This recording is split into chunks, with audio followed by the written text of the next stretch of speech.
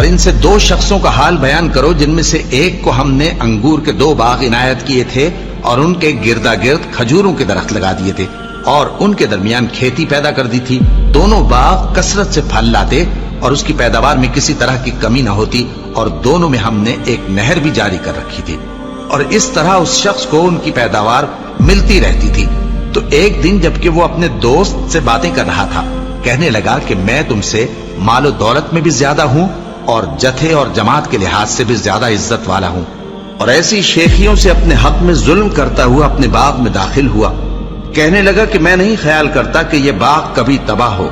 اور نہ خیال کرتا ہوں کہ قیامت برپا ہو، اور اگر میں اپنے پروردگار کی طرف لوٹایا بھی جاؤں تو وہاں ضرور اس سے اچھی جگہ پاؤں گا. تو اس کا دوست جو اس سے گفتگو کر رہا تھا کہنے لگا کہ کیا تم اس ذات سے کفر کرتے ہو جس نے تم کو مٹی سے پیدا کیا، پھر نطفے سے، پھر تمہیں پورا آدمی بنایا؟ مگر میں تو یہ کہتا ہوں کہ اللہ ہی میرا پروردگار ہے اور میں اپنے پروردگار کے ساتھ کسی کو شریک نہیں کرتا. اور جب تم اپنے باغ میں داخل ہوئے تو تم نے ما شاء اللہ لا قوت الا باللہ کیوں نہ کہا؟ اگر تم مجھے مال و اولاد میں اپنے سے کمتر دیکھتے ہو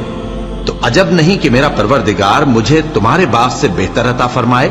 اور تمہارے اس باغ پر آسمان سے آفت بھیج دے تو وہ صاف میدان ہو جائے، یا اس باغ کی نہر کا پانی گہرائی میں اتر جائے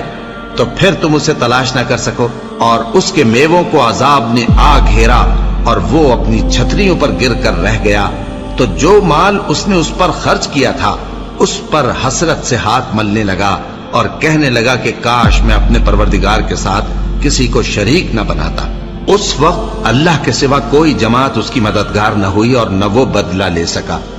یہاں سے ثابت ہوا کہ حکومت سب اللہ کی ہے. جو معبود برحق ہے وہی بہترین ثواب عطا کرنے والا اور بہترین انجام لانے والا ہے.